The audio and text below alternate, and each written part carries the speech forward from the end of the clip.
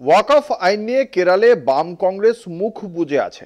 জল মাপছে হিন্দু ও মুসলিম ভোটের, এরকমই ফিসফাস চলছিল রাজনৈতিক মহলে।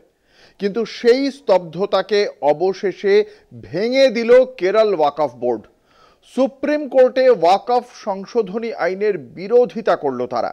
তাদের দাবি, ধর্মনিরপেক্ষতাকে বিকৃত করা হয়েছে, ফলে মৌলিক অধিকার লঙ্ঘন হচ্ছে।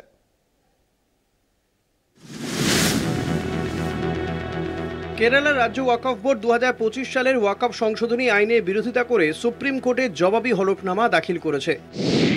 আইনটি অসাংবিধানিক, ধর্মনিরপেক্ষতার নীতিগুলিকে বিকৃত করা হয়েছে এবং নাগরিকদের মৌলিক অধিকার লঙ্ঘিত হয়েছে। 1995 সালের ওয়াকফ আইনে করা সংশোধনীগুলির ওপর রাজ্য বোর্ড তাদের আপত্তিগুলি বিস্তারিতভাবে তুলে ধরেছে। ওয়াকফ ব্যবহারকারীর দ্বারা ওয়াকফ নির্ধারণ বাদ দেওয়া হয়েছে।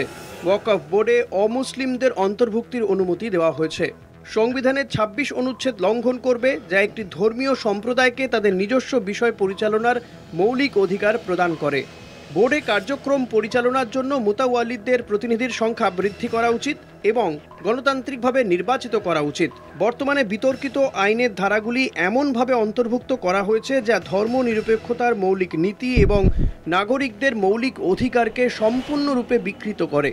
17 এপ্রিল সুপ্রিম কোর্ট আইনের কিছু বিতর্কিত বিষয়ের ওপর পদক্ষেপ না নেওয়ার জন্য কেন্দ্র ও রাজ্য সরকার এবং রাজ্য ওয়াকফ বোর্ডগুলিকে তাদের হলফনামা দাখিলের অনুমতি দেয়। কলকাতা টিভি।